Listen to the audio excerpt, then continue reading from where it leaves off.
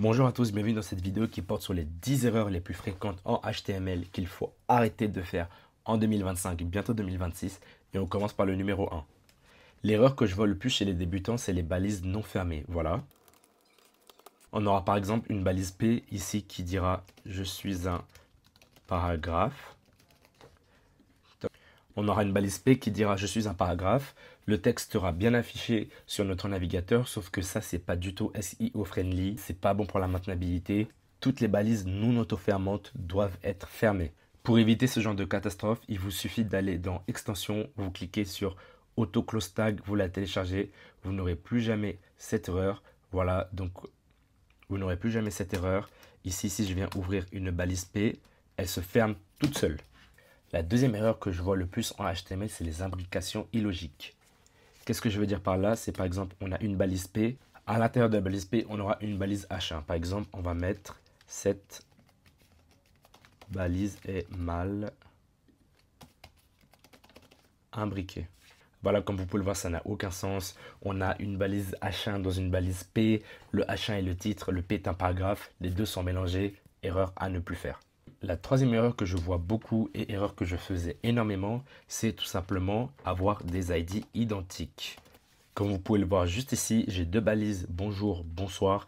Les deux ont l'ID bonjour. Si vous avez suivi mon cours, je vous ai parlé des ID. Je ne suis pas entré dans le détail. On rentrera dans le détail dans le cours dédié au CSS. Mais pour les personnes qui savent déjà ce que sont les classes et les ID, sachez qu'une classe peut être partagée par autant de balises HTML que vous voulez. Mais l'ID est unique. L'identifiant est unique et il ne doit jamais être partagé entre plusieurs balises. Quatrième erreur que je croise souvent dans du legacy code ou dans des anciens projets, c'est tout simplement l'utilisation de balises obsolètes.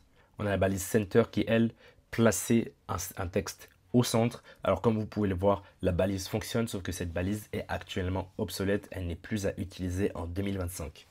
Elles sont ce qu'on appelle dépréciées et si vous voulez avoir le même comportement, en 2025, on ne passe plus par des balises, mais on doit passer par du CSS. Vous en avez beaucoup d'autres. Vous avez par exemple la balise fonte.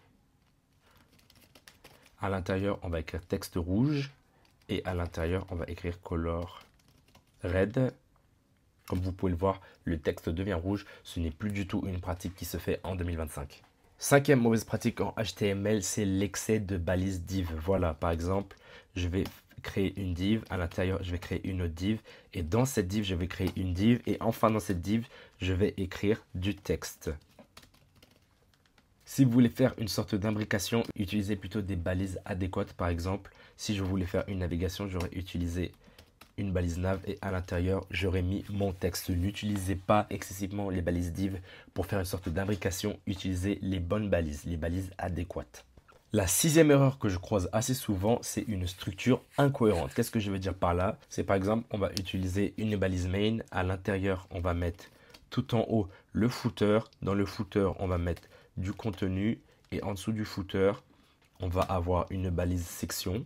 Dans la balise section, on aura une balise P avec du texte. Ce n'est pas du tout cohérent. Le footer doit être la dernière balise. Et pour avoir quelque chose de cohérent, de structuré, on fera plutôt un header. À la suite du header, on fera un petit main. Dans le main, on ouvrira la balise section. Et tout à la fin, on aura notre balise footer. Voilà, cette structure est beaucoup plus logique et beaucoup plus SEO friendly. Il ne vous affichera pas un comportement inattendu. Alors, la septième erreur que je vois beaucoup trop, c'est tout simplement ne pas utiliser le site validator. Qu'est-ce que c'est le site validator? C'est tout simplement un site dans lequel vous allez mettre votre fichier HTML et celui-ci va vous dire à quel point votre fichier est bon. Voilà. En l'occurrence, je vais lui mettre le fichier HTML de la leçon 7 dans lequel j'ai fait des fautes volontairement. Je check et vous voyez toutes les erreurs qui me sont remontées. Voilà, des erreurs et des warnings. Par exemple, un ID a été dupliqué, comme je vous l'ai dit. L'utilisation de la balise center qui est obsolète et ainsi de suite. Lorsque vous avez un fichier HTML, n'hésitez pas à le déposer là-dessus, voir vos erreurs et les corriger. Une autre erreur que je vois assez souvent, c'est plutôt un conseil cette fois-ci, c'est la non-utilisation de Emmet. Emmet, qu'est-ce que c'est? C'est tout simplement un logiciel qui vous permet d'écrire du HTML beaucoup plus rapidement. Il est de base intégré dans VS Code, donc si vous avez déjà VS Code, vous n'avez rien installé. Par exemple, si l'envie me prenait de créer une liste de 3 éléments avec Emmet, je ferais tout simplement UL, dans le ordered list, je crée des listes items, je fais x3, j'appuie sur entrée, hop, ça me crée une liste avec 3 éléments.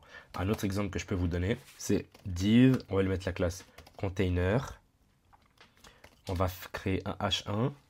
À l'intérieur, on va écrire bonjour. On va ajouter un P. À l'intérieur, on va écrire ceci est un paragraphe.